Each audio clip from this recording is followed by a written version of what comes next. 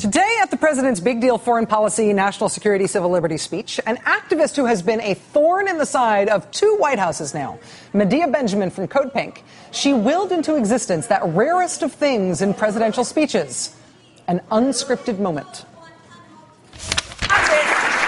So today, once again, today, these desperate people. I'm about to address it, ma'am, but you got to let me speak. I'm about to address it. Commander-in-Chief. Let me address it. Close Guantanamo today. Why don't you let me address it, ma'am? Those 86 prisoners. Why don't you sit down and I will tell you exactly what I'm going to do.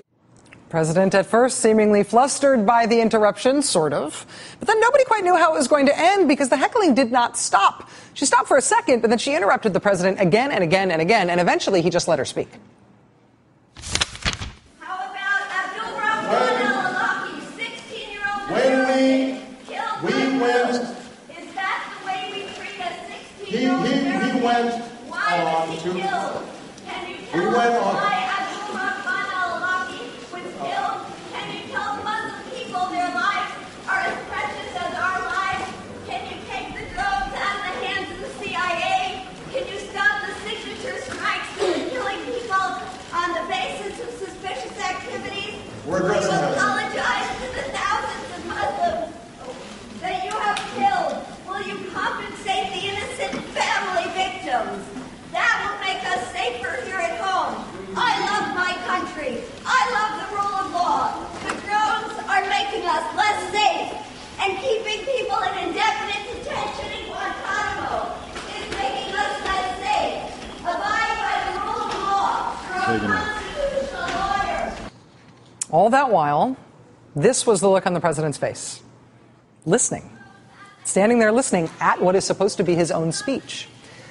But the look of a maybe flustered president being heckled at extraordinary length. We're addressing that, ma'am. Eventually seemed to give way to something else. The voice of that woman is worth paying attention to. Obviously, I do not agree with much of what she said. And obviously she wasn't listening to me in much of what I said. But these are tough issues. And the suggestion that we can gloss over them is wrong.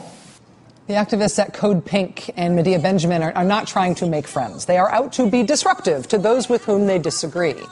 And the president today reacted in a way that was so surprising, in part, I think, because he thought he was saying something with which anti-war protesters would agree.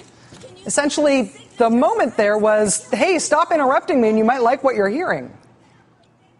At least some of it, you might like what you're hearing. More ahead.